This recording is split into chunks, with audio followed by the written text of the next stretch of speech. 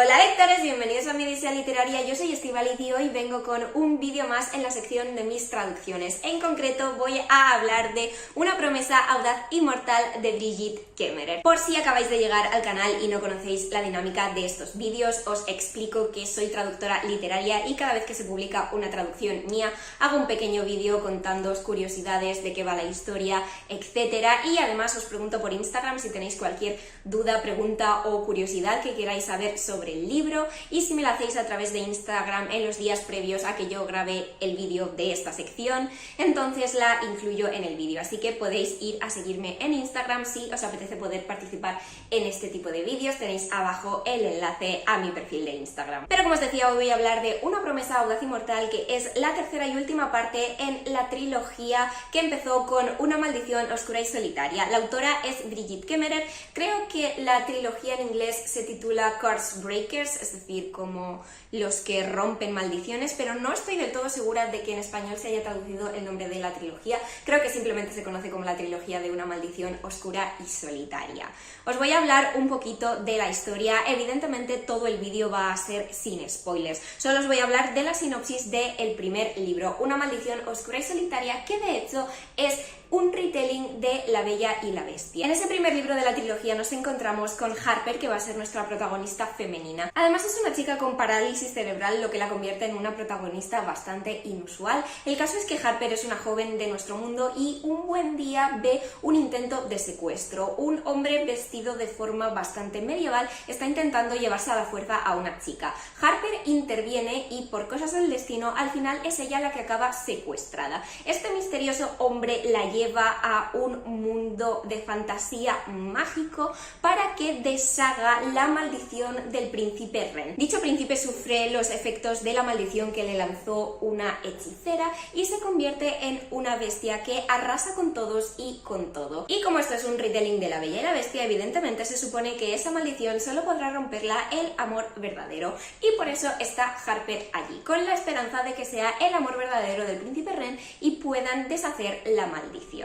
Esa es más o menos la sinopsis del primer libro, que como veis es un retelling de La Bella y la Bestia, pero os advierto, si no habéis leído el segundo libro por lo menos, de que a partir del segundo la cosa cambia bastante y ya no estamos hablando de un retelling de La Bella y la Bestia, sino de una historia de fantasía que no tiene nada que ver con ese cuento en el que se basó la primera entrega de la trilogía. Si queréis saber algo curioso, es que Una maldición oscura y solitaria, que es el primer libro, arrasó bastante cuando se publicó aquí en España. Todo el mundo era muy fan y había mucho hype alrededor de esa historia, y reconozco que cuando yo leí ese primer libro me decepcionó bastante. No es que fuera un libro malo, pero me esperaba algo más en base a todo el hype que rodeaba a Una maldición oscura y solitaria, y la verdad es que para mí no llegó hasta ese punto. De hecho, estuvo en mi vídeo de peores lecturas de 2020, aunque en el vídeo aclaro que no es porque fuera una malísima lectura, sino porque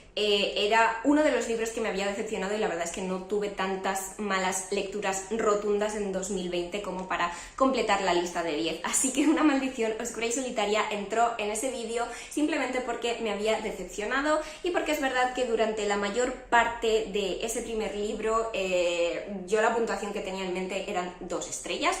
Al final se lo subí a 3 porque las últimas 100 o 150 páginas, si no me equivoco, cambiaron bastante la cosa y me gustaron mucho, así que le subí la nota al 3. Como curiosidad, la segunda parte, Un corazón valiente y roto, me encantó, me gustó muchísimo más. A esa segunda entrega le puse 4 estrellas.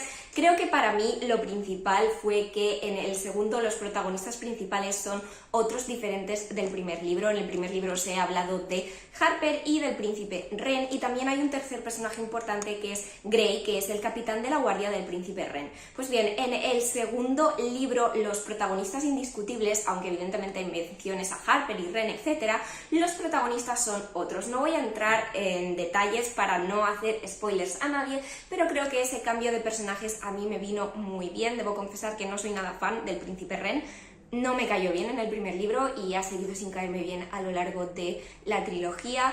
Harper no es que me cayera mal, pero bueno, tampoco era una de esas protagonistas que me fascinaran o con la que me identificara muchísimo, así que ese cambio para el segundo libro me encantó. Además, el segundo libro lo corregí barra adapté para la editorial, o sea que aunque no lo traduje yo, porque esto es algo que no os he mencionado antes, yo no traduje las 2 primeras partes, solo he traducido esta tercera parte, pero bueno, de alguna manera pues sí que estuve involucrada en la publicación al español del segundo libro, Un corazón valiente y roto. A veces me lío porque además como tienen los 3 títulos la misma estructura, me lío un poco con los adjetivos de cada título, pero bueno, no pasa nada. Como acabo de deciros, yo solo me he encargado de la traducción de este tercero y me habéis hecho algunas preguntas al respecto, así que las contestaré al final del vídeo. Pero bueno, quería comentaros así como curiosidad que ya sabéis, si habéis visto vídeos anteriores míos de esta sección de mis traducciones, que yo siempre que traduzco una segunda, tercera o cuarta parte en la que no haya traducido los libros anteriores de la saga, lo que hago es leerme los libros anteriores y respetar las decisiones de traducción que haya tomado el anterior traductor o la anterior traductora para así conseguir una coherencia dentro de toda la saga. Pero a veces esto significa que yo tengo que ceñirme a decisiones de traducción que, aunque no son incorrectas, no son las que yo habría tomado en primera instancia. Y con esta trilogía, con esta tercera parte, me he encontrado en varias ocasiones con que habría cosas que quizá me hubiera gustado cambiar. Por ejemplo, que las tengo aquí apuntadas. Me habría gustado modificar un poco el tratamiento porque en los libros se tratan mayormente de ustedes y a mí en una fantasía medieval lo que me resulta más natural es que se traten de vos en vez de usted. Así que definitivamente si hubiera empezado a traducir yo la saga por el principio habría utilizado el vos. De la misma manera que se han conservado Milady y Milord en inglés, pero es verdad que en este tipo de fantasías medievales que no tienen nada que ver con el Reino Unido, que es de donde son originarios los títulos de Lord y Lady o Milord y Milady, la verdad es que en este tipo de fantasías yo veo que si encaja, me gusta más traducirlo por mi señora o mi señor. Sé que no es así de sencillo. A veces, como ya estamos tan acostumbrados a las influencias anglosajonas, nos suena mucho mejor Milord y Milady, y creedme, lo sé bien porque con el libro que estoy traduciendo ahora estoy teniendo un pequeño problemilla decidiendo sobre si traducir o no estos términos, porque hay ciertos contextos, ciertas conversaciones en las que queda mejor traducido, pero hay otros contextos en los que definitivamente me suena mejor en inglés, así que es un tema problemático. Ya os contaré cuando haga el vídeo de traducción del libro con el que estoy ahora que he decidido al final. Otra cosa que yo sí que habría traducido al español son los lugares del mapa. En esta trilogía tenemos mapas en todos los libros de Emberfall, que es el reino mágico donde sucede todo, a donde se llevan secuestrada a Harper, y el caso es que hay partes que están traducidas y partes que no, y la verdad es que yo habría sido partidaria de traducirlo todo. Lo que la traductora anterior hizo fue traducir el nombre común de los topónimos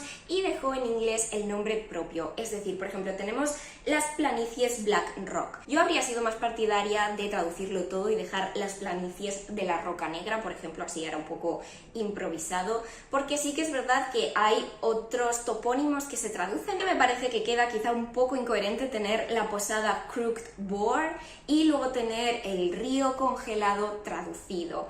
Y no sé, creo que hay cosas que se podían haber traducido sin mucha dificultad. Bahía Rushing, Silver Moon Harbor podría haber sido el puerto de la luna plateada o el puerto Silver Moon, porque tenemos Valle Wildthorn, tenemos Valle traducido, pero en Silver Moon Harbor no tenemos la parte de Harbor traducida. Bueno, estas son cosas que yo había hecho diferente. Como os digo, por favor, quiero recalcar que esto no es una crítica hacia las decisiones de traducción de la traductora anterior, simplemente es una prueba de que cada traductor trabaja de una manera diferente y toma decisiones diferentes. Creo que más o menos eso es todo en cuanto a cositas que yo habría hecho diferente. Bueno, también tenemos algunas palabras inventadas como Scraver, que suena muchísimo al inglés, y puesto que no hay un equivalente al castellano, que es una palabra inventada, me parece que habría intentado yo buscar una palabra que sonara un poco más natural en español, un poco como el caso de Mockingjay y Sinsajo. Pilar Ramírez Tello se inventó la traducción por Sinsajo porque Sinsajo es una palabra que tampoco existe, pero como Mockingjay sonaba poco natural en español, pues se inventó otra palabra acorde con esa criatura que se había creado. Básicamente eso es lo que tenía apuntado por mi parte y ahora voy a contestar a lo que me preguntasteis por Instagram. Esta vez no ha habido muchas preguntas, pero bueno, supongo que al ser una tercera parte de saga, si además la gente no se ha leído los anteriores, quizá no tiene muy claro qué preguntar, pero bueno, aún así sí que hay cositas. Así que la primera pregunta es si soy Team Ren o Team Grey. Como os he dicho, Ren es el príncipe y Grey es el... ¿cómo se dice? Ahora se me ha olvidado. Bueno, es sí, el capitán de su guardia. Yo soy Team Grey desde el principio, desde el primer libro, porque ya os digo que el príncipe Ren no me cayó bien. Muchísima gente tenía un crush tremendo con él mientras leía el libro y la verdad es que no me puedo identificar con esa gente. O sea, Team Grey hasta la muerte. La siguiente pregunta es si me dieron memorias de traducción. Esta es una pregunta que me ha gustado mucho. Supongo que es de alguien que tiene cierta idea del mundillo de la traducción. Una memoria de traducción, para que nos entendamos, es como un glosario de cómo se han traducido ciertos términos relevantes anteriormente, en este caso en los 2 primeros libros, pero no, por suerte yo ya tenía leídos los 2 primeros libros. Como os dije, el primero me lo leí por mi cuenta a principios de 2020 creo, y el segundo me lo leí cuando me encargaron la corrección, así que ya los tenía leídos. No he tenido tiempo de releérmelos porque a veces el mundillo laboral va así y no he tenido tiempo de releérmelos, pero bueno, como tenía los ejemplares en físico siempre los tenía a mano y más o menos tenía cierta idea de